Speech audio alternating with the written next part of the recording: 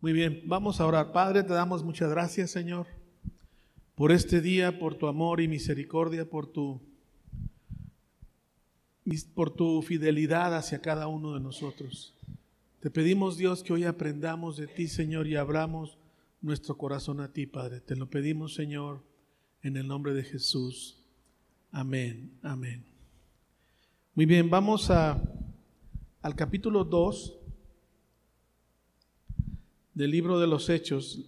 Esta es la segunda plática que voy a dar sobre la iglesia neotestamentaria, la iglesia que nace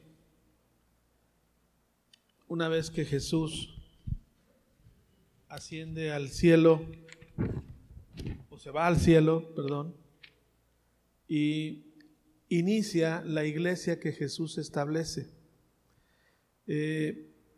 Déjeme decirle algo, incluso en sus Biblias, vamos del versículo Hechos 2, del 42, vamos a leer hasta 47. Ahí vamos a entender cómo es que nace la iglesia, esta iglesia que Jesús empieza con unos cuantos discípulos. Dice la Biblia que en el aposento alto había 120. Después de que hubo multitudes siguiendo a Jesús, solo estos 120 quedaron firmes después de la resurrección. Y vamos a leer cómo fue que empezaron a formar una comunidad, una forma de establecer la iglesia. Vamos a empezar a leer del capítulo 2, versículo 42. Dice: todos los creyentes se dedicaban a las enseñanzas de los apóstoles, a la comunión fraternal, a participar juntos en las comidas, entre ellas la cena del Señor, ¿y qué dice? Y a la oración. Así vivían. Versículo 43. Un profundo temor reverente vino sobre todos ellos, y los apóstoles realizaban muchísimas señales milagrosas y ¿qué más? Y maravillas. Todos los creyentes se reunían en un mismo lugar y compartían todo lo que tenían. Vendían sus propiedades y posiciones y compartían el dinero con aquellos en necesidad. Adoraban juntos en el templo cada día, se reunían en las casas para la cena del Señor y compartían sus comidas con gran gozo y generosidad. Todo el tiempo alabando a Dios, disfrutando de la buena voluntad de toda la gente, y cada día el Señor agregaba a esa comunidad cristiana los que iban siendo ¿qué? Salvos. Muy bien. Aquí hay varias características que vamos a analizar, pero antes tenemos que entender todos algo. La palabra eclesia o iglesia está conformada por aquellos que son llamados a cumplir un propósito. Dios nos tiene hoy aquí a todos nosotros con un propósito, y debemos de asegurarnos de ir y buscar ese propósito que Dios tiene para nosotros. ¿Por qué lo digo? Muchos de nosotros, no todos, venimos de un trasfondo religioso. ¿Estamos de acuerdo? Muchos crecimos y ahora ya hay generaciones aquí que incluso nacieron de padres en iglesias cristianas, pero otros venimos de un trasfondo. ¿Estamos de acuerdo? En ese trasfondo estábamos acostumbrados a ir el domingo y cumplir, punto, ya fuimos. ¿Estamos de acuerdo? Eso no tiene nada que ver con el modelo de iglesia que Jesús instituyó. ¿Me oyeron? Lo que tú y yo tenemos que entender es ¿cuál fue el modelo de Jesús? Tal vez ustedes me dirán, pero ya pasaron muchos años y las formas cambiaron. Es cierto, las formas cambian, los principios no. Los principios siguen siendo los mismos. Y tú y yo tenemos que entender bajo qué principios fundó Jesús su iglesia y funcionar como tal. Funcionar como tal. Vamos a ver estas características en detalle y luego vamos a ver cómo una iglesia pequeñita que levantó Pablo en uno de sus viajes misioneros y llegó a ser una iglesia que era la inspiración y el gozo de Pablo. Pero era una iglesia pequeñita en una ciudad nada importante. ¿Ok? Entonces vamos a empezar. Lo primero que quiero mencionarles, esta iglesia, como inicia, era una iglesia que aprendía. Vamos al versículo 42. Dice, todos los creyentes se dedicaban ¿a qué? A las enseñanzas de los apóstoles. Las enseñanzas. Nadie se sienta mal por lo que voy a decir. Pero tenemos cuando mucho, a un 10%, a un 20% tal vez, de gente que en esta iglesia está dedicada a entender las enseñanzas que les damos. ¿Sí me están siguiendo? Tenemos un Zoom con capacidad para 500 personas. Y cuando entran muchas, ¿cuántas entran al de mujeres? 80, 90. De hombres, no, pues me da hasta pena. El día que estaba rotado hay 30. ¿Por qué? Si no aprendes y si no escarbas y aprendes y entiendes los principios de Dios, tu vida no va a cambiar. Tienes que tener una sed por aprender, un anhelo y un deseo. Lo primero que menciona de la iglesia, del modelo neotestamentario, es que todos se dedicaban a las enseñanzas. Todos buscaban aprender. Todos, miren. Yo doy un estudio los jueves para hombres. Mando como 20 o 30 invitaciones. Si me va bien, entran 5.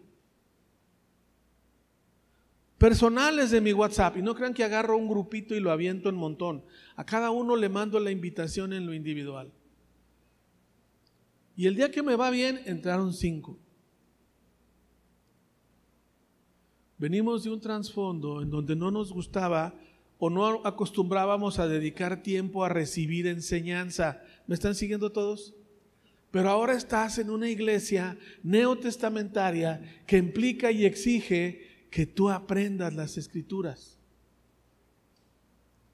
Y mira, lo digo por ustedes, no porque sea frustrante clavarnos 3, 4, 5, 6 horas para un estudio de 1 hora y entren poquitos, no es por eso, aunque sí se siente feo.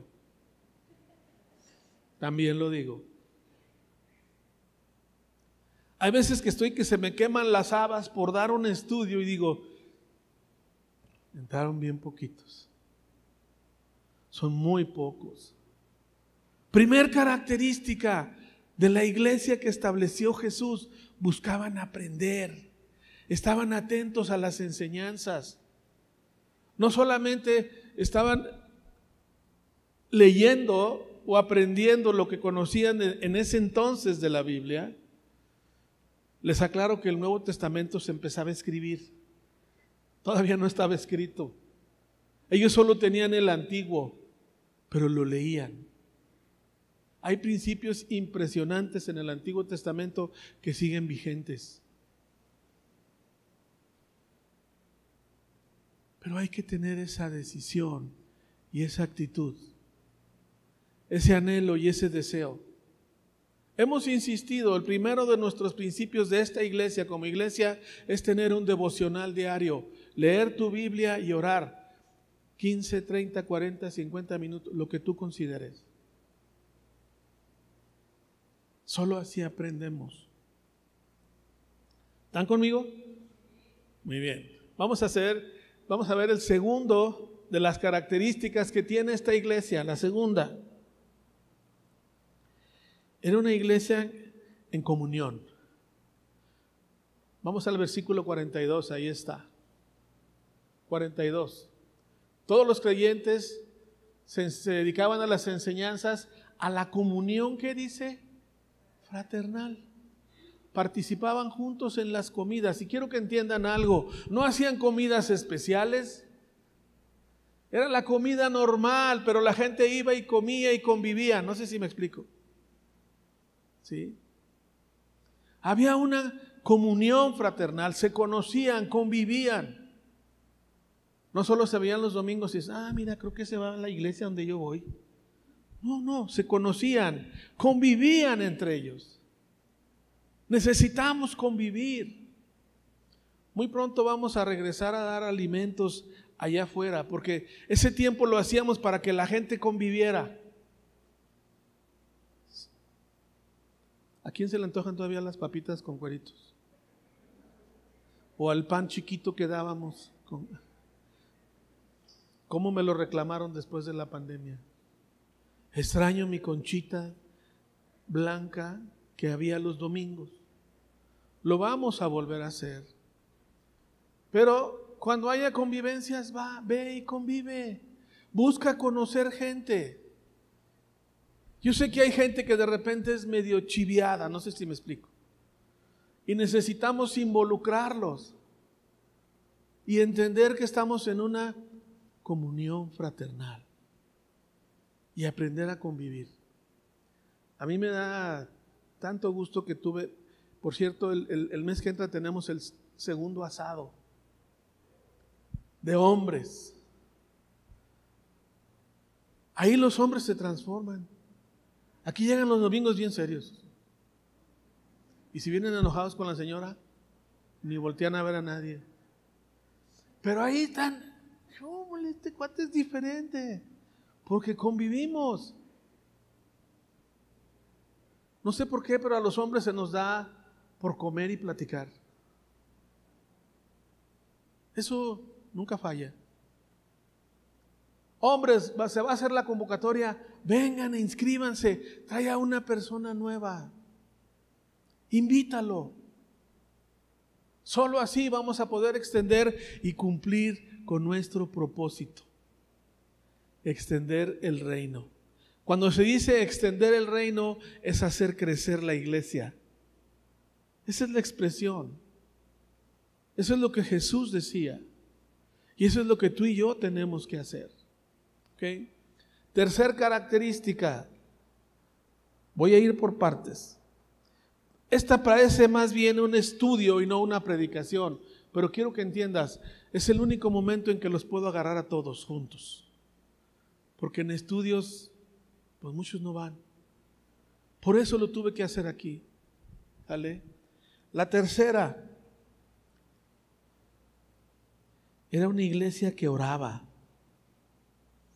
Era una iglesia que oraba.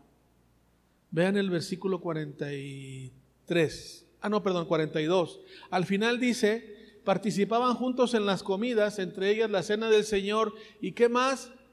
A la oración. ¿Cuántos saben que tenemos un grupo de oración? Levanten la mano el que sepa que hay un grupo de oración. Ahora bájenla y díganme cuándo es y a qué hora. A las 6 de la mañana. ¿Sale? Eso es lo triste del asunto, que muchos saben y nomás entran como 18 personas. Buenos días. 18. Somos alrededor de unos 25, 30, porque en algunos casos son parejas. ¿Sí? Pero miren, cuando empezó la pandemia llegamos a ser hasta 40 y tantas.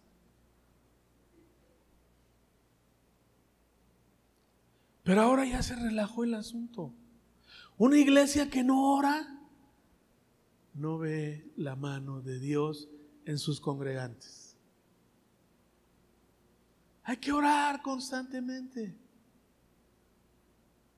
Miren, yo he aprendido, y lo digo abiertamente, he aprendido de mi suegra, que tiene 94 años, que cada que la veo me dice, no, hijo, tengo tanto por lo que tengo que orar.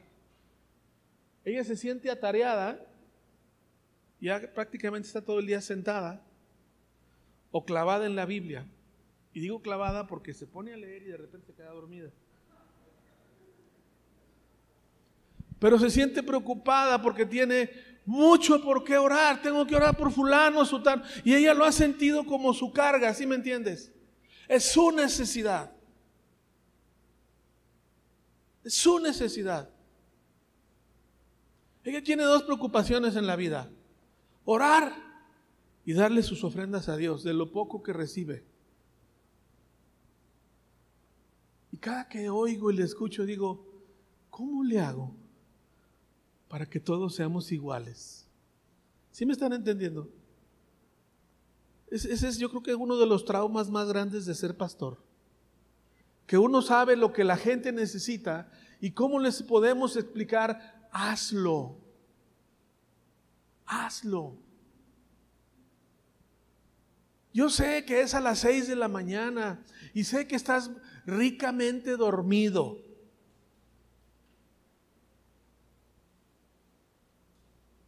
Pero necesitas orar. No solo cuando te aprieta el zapato, no sé si me están entendiendo. Cuando traes el agua hasta acá dices, ahora sí hay que orar.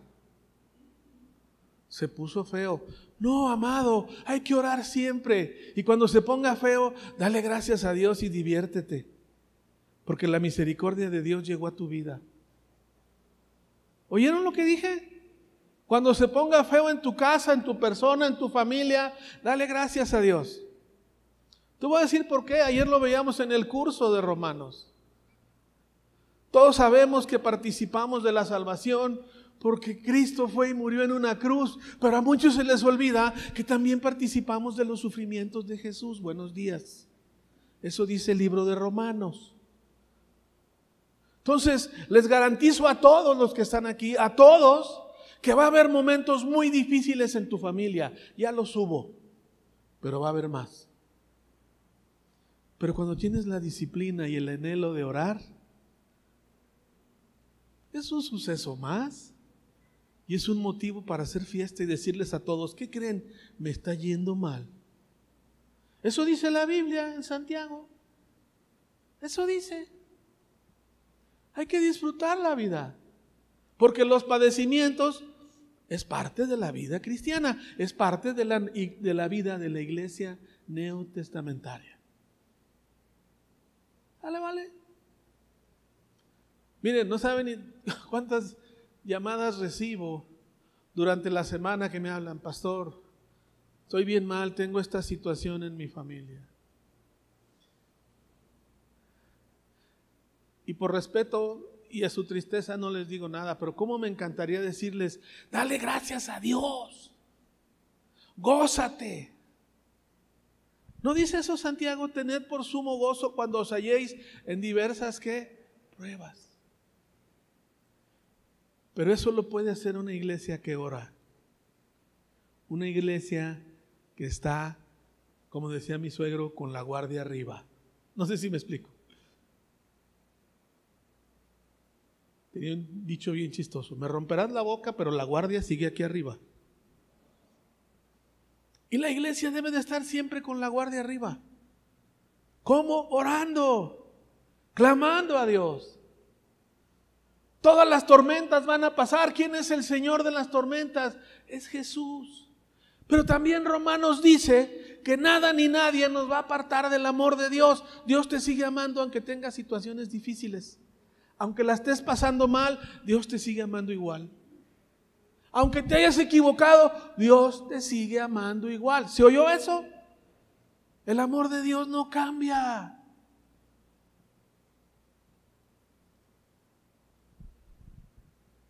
En la segunda plática de este día, por si la quieres escuchar o te quieres quedar, como dice el cuate este de la tele, todavía hay lugares. ¿Te puedes quedar? Vamos a hablar de lo que es un adorador. Porque Dios busca, eso dice el libro de Juan, capítulo 4, adoradores que lo adoren en espíritu, ¿qué? Y en verdad. Y un adorador no deja de tener comunión con el Señor. Gracias, Señor, te amo, Señor. El otro día me dio, perdón por regresar a mi suegra, pero se ha sentido cansada con el calor y estaba así entre que se dormía y estaba despierta y siempre está diciendo: te amo, Señor, te amo, Señor, yo digo, sigue pegada a Dios. No sé si me explico. Conocí a un hombre llamado Wayne Myers, que es uno de los grandes regalos de Dios para esta nación, que siempre decía en voz baja, love you, Lord, love you, Lord. Todo el tiempo decía, te amo, Señor, te amo, Señor. Todo el tiempo. Todo el tiempo. Y tú y yo tenemos que desarrollar eso. Ir y encerrarnos un rato en el día, solo a darle gracias a Dios. Hay muchas cosas por las cuales darles gracias a Dios. Muchas cosas. Y ni siquiera hemos pensado en ellas. Y créanme, hay veces que yo no le pido nada, solo le doy gracias. Gracias, Dios. Vas a resolver el problema de fulano, sutano, mengano. Tú lo vas a hacer, tú eres fiel, tú eres verdadero y tú lo vas a cumplir y tú lo vas a hacer. Y ese tiempo es un tiempo maravilloso. A mí el Señor me ha estado hablando a hacer eso, ¿me están entendiendo? Hacerlo más de lo que lo hago. Tengo que hacerlo mucho más. Pero cada quien en el punto y en el nivel en donde está. Pero háganlo. Háganlo. Nos vamos a la cuarta. O quinta, ya no sé cuál voy. A la cuarta. Versículo 43, era una iglesia reverente. Dice, un profundo temor reverente vino sobre todos ellos. Y los apóstoles realizaban muchas señales milagrosas y maravillas. Había un temor reverente, había un temor a Dios, no sé si me explico. Vivían su vida buscando agradar a Dios. Por eso eran una iglesia reverente. Anhelaban agradar a Dios. Era el objetivo de su vida. Tiene que ser el tuyo y el mío. ¿Cómo agrado a Dios? ¿Qué haría Jesús si estuviera en mi lugar? Voy a hacer eso. Dice la Biblia que tengamos la mente de Cristo, que llevemos nuestro pensamiento a Cristo, que seamos guiados por el Espíritu de Dios. Entonces seremos una iglesia reverente, una iglesia que le da el máximo lugar a Dios en nuestras vidas. Dios, Dios. Eso es una iglesia reverente. La que sigue, la 5, esta me encanta. Una iglesia en la que suceden cosas extraordinarias. Un versículo antes. 43 dice, y los apóstoles realizaban muchas señales milagrosas y ¿qué más? Maravillas. Maravillas. Si en una iglesia no están pasando señales maravillosas y milagros, pues no está funcionando, punto. ¿Cuántos creen eso?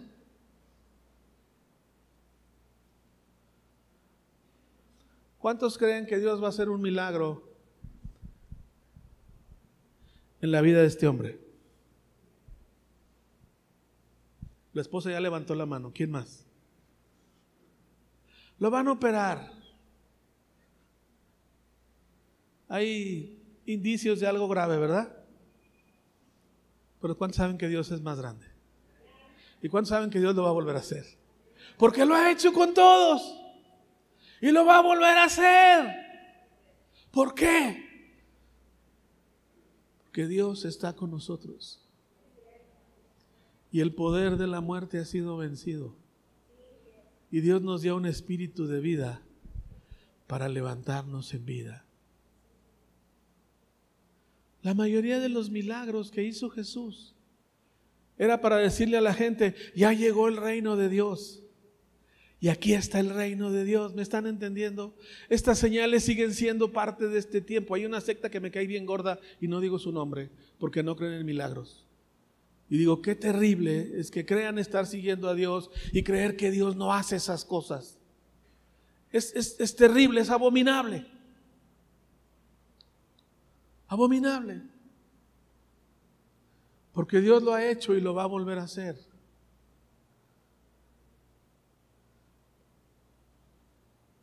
La gente les tenía un respeto y temor reverente a la iglesia. Miren, estaban en Roma, donde eran dominados como pueblo y donde no querían que predicaran el evangelio.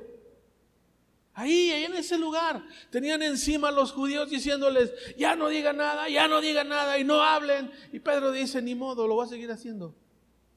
¿Y sabes qué? El poder de Dios se desbordó. Estamos en una ciudad en donde nadie quiere que prediquemos el evangelio. Pero el poder de Dios se va a desbordar.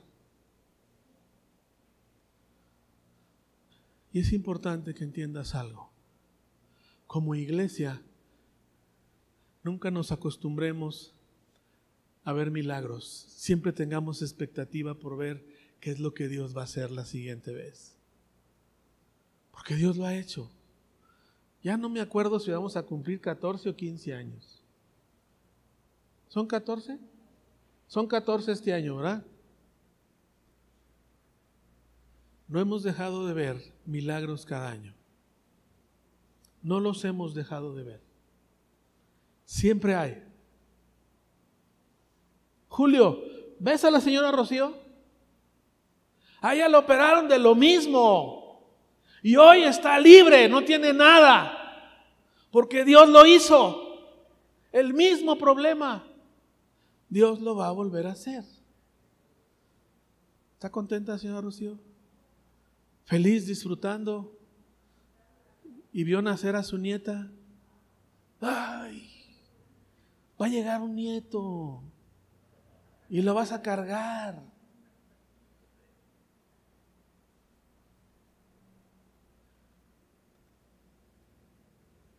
No perdamos la expectativa de lo que Dios va a seguir haciendo. Siguiente característica. La 6. Voy un poquito más deprisa porque era una iglesia solidaria. Todos los creyentes se reunían en un mismo lugar y compartían todo lo que tenían. Compartían todo lo que tenían. Si llegaban a comer y unos llegaban con una Pepsi y otro llegaba con carnitas y otro con camarones y otro con roast beef, le decían al de la Pepsi, llégale, no sé si me explico. Y no decían, no, pues este nomás trae Pepsis. No, compartían lo que tenían.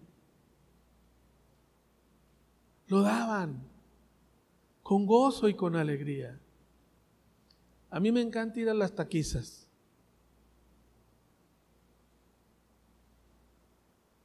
Porque hay un esmero y un anhelo y un deseo por decir, yo voy a llevar esto. Yo voy a llevar esto. ¿Sí? La última que tuvimos, en un grupo que estuvimos en un lugar, José Luis llevó rajas, ¿verdad? Berta llevó chicharrón en salsa verde, para los que no han almorzado. Alguien llevó con papas y chorizo. Alguien llevó con unos frijoles, no sé, pero estaban muy buenos. Alguien más llegó con tinga. Y sí me explico, pero todo está ahí. Todo está ahí. Todo está ahí. Así era la iglesia. Así eran. Esas fraternidades unen a las personas. Y sabes una cosa, cuando tú compartes, le haces sentir a las demás personas, tú eres importante para mí, aquí tengo esto para ti. ¿Sí? Siguiente característica de la iglesia.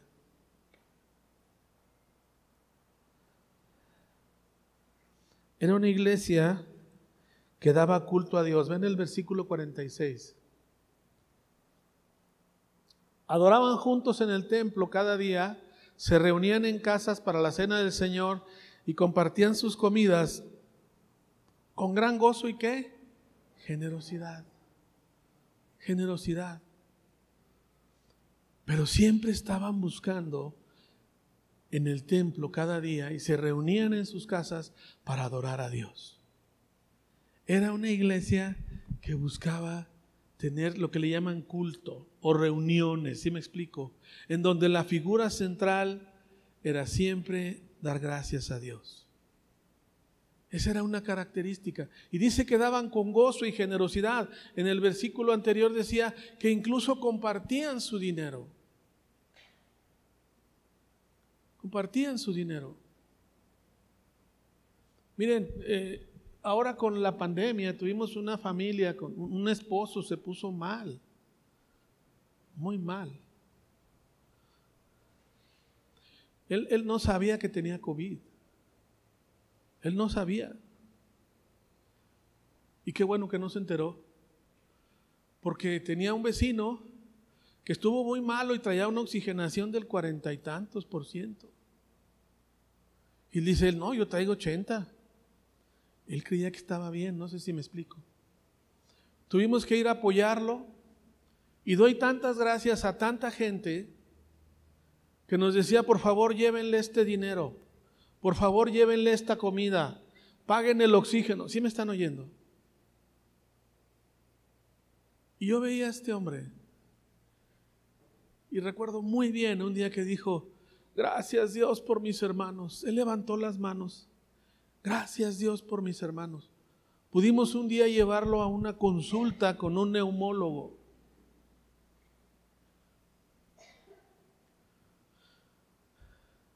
Y en el camino nos dijo, estoy tan triste que no he podido abrazar a mi hijo pequeño, que ya tenía varias semanas. Y el niño llora y no entiende por qué no lo puedo abrazar. ¿Sí me están entendiendo? El niño no entendía, solo lloraba. De regreso veníamos y pasamos por un lugar donde dice, pastor, ¿ha venido a comer aquí? Le dije, no. ¿Qué venden? Le dije. Y había mucha gente. Tripas. ¿Cómo se me antoja un taco de tripas? Ok. Y seguimos a su casa. Llegamos a su casa y justo en la cochera hay una reja. Estaba su niño. Pero ya el médico le dijo, puedes abrazarlo. Cuando yo vi ese abrazo me dieron unas ganas de llorar. Pero me acordé de toda la gente que había generosamente dicho, tengan, démenle, llévenle. Tú no sabes el día que tú vas a estar del otro lado. Lo que yo sí te puedo decir es que cuando inviertes en el reino, da muy buenos rendimientos. ¿Sí me están oyendo? Porque Dios bendice al dador alegre. Ya los últimos días que ya estaba bien y que podíamos convivir un poco más con él, me dio, no vive en una colonia muy modesta, ¿sí me explico? Pero llegó una señora y le dice, señor fulano, tenga, y le da 20 pesos. Dice, es muy poco, pero en algo le va a servir. Y hubo gente que llegó y le dijo, tenga, para que se reanime, y le llevaron fruta en ese momento. Y yo pensé, ¿cómo me hubiera gustado que fuera alguien de la congregación? ¿Sí me están oyendo? Porque tenemos que empezar a caminar en eso.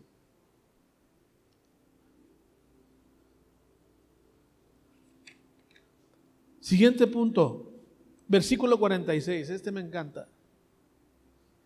Adoraban juntos en el templo cada día, se reunían en la casa para la cena del Señor y compartían sus comidas con gran gozo y generosidad. ¿Con gran qué? Eran una iglesia feliz. Disfrutaban su iglesia. Muchas de las cosas que hacemos aquí es para que disfrutes tu iglesia. No que tengas que ir, es que quieras ir a tu iglesia. Por eso le llamamos la casa. No es un eslogan, es que queremos que la veas como tu casa. ¿Dónde descansas mejor? En tu casa, ¿no? Puedes llegar con miles de problemas, pero entras a tu casa y dices, ya llegué a la casa. Eso queremos que sientas cuando vienes aquí. ¿Sí? Siguiente versículo, siguiente característica, este me gusta mucho, 47. Todo el tiempo alabando a Dios y disfrutando de la buena voluntad de la gente. ¿Eran alabadores, sí o no? Alababan a Dios. Y déjame decirte algo, y cada día se agregaban a esa comunidad cristiana los que iban siendo ¿qué? Salvos. Dice que disfrutaban de la buena voluntad de la gente. Déjame decirte algo, eran gente simpática. No son católicos, pero son buena onda. ¿No has oído hablar de eso? Gente que a mí me lo han dicho. No, pues usted no es, pero es buena onda. Eran simpáticos, le caían bien a la gente. Era una iglesia que era bien vista. Tenían una buena reputación. A mí me dio tanto gusto cuando renté este local, que el dueño me dijo: a ti sí te la rento, a ustedes sí se las rento, dice, porque la verdad los bien portados son ustedes. Así nos lo dijo. El día que acabó me dijo: ya está lista tu capilla. Le dije: muchas gracias.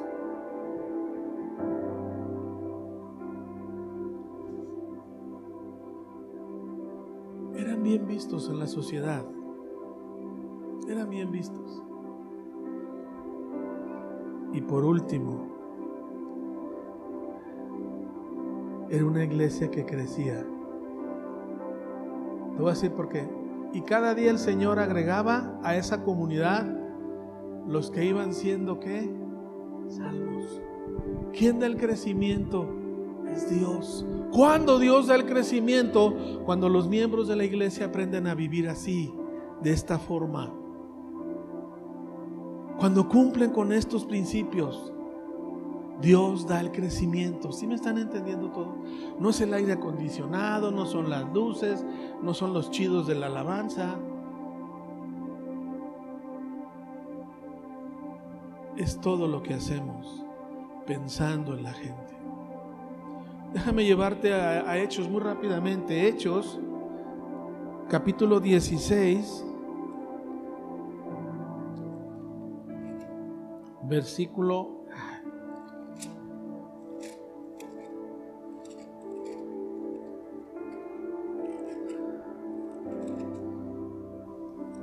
Aquí está. 16:11.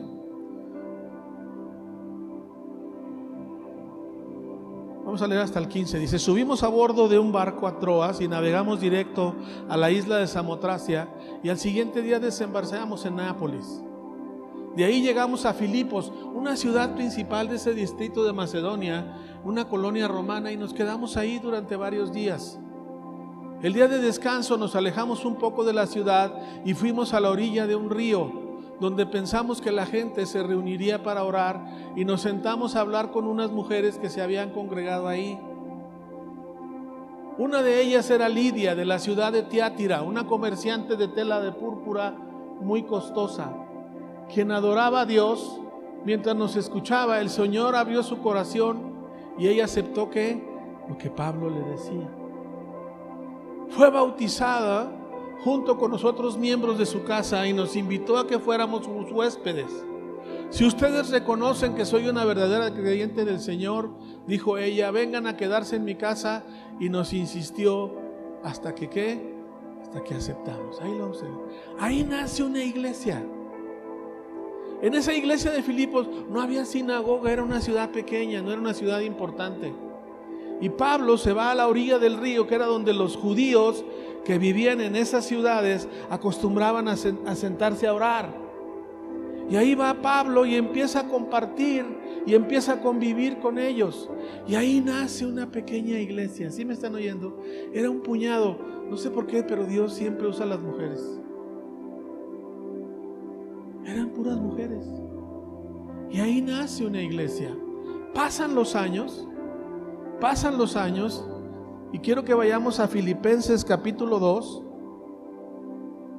por favor.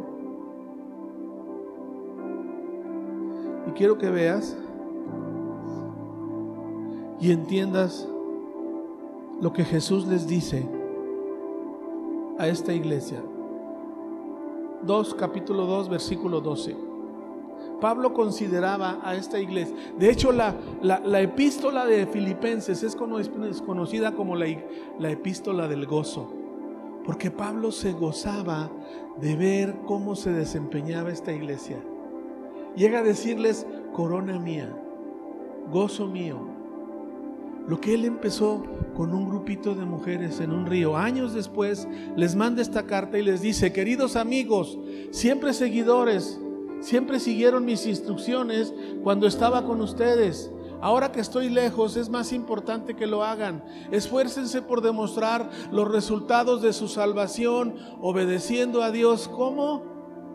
Profunda reverencia y ¿qué? Temor. Siguiente versículo. Pues Dios trabaja en ustedes y les da el deseo y el poder que hagan lo que a Él ¿qué? Le agrada. Era una iglesia que buscaba agradar a Dios. Eran reverentes, eran temerosos de Dios. ¿Están viendo las características? Siguiente versículo. Hagan todo sin quejarse y sin discutir. No sé si se han fijado, pero cada vez que un grupo de hombres y mujeres se ponen a trabajar, se quejan y discuten. ¿O me equivoco? Y ahí les dice de pasadita: sin quejarse y sin ¿qué? Sin discutir. ¿Por qué a mí sí? ¿Por qué a mí no? Siguiente versículo. Para que nadie pueda criticarlos, lleven una vida limpia e inocente, como corresponde ¿a quién? A los hijos de Dios. Brillen como luces radiantes. ¿En dónde? En un mundo lleno de gente perversa y ¿qué?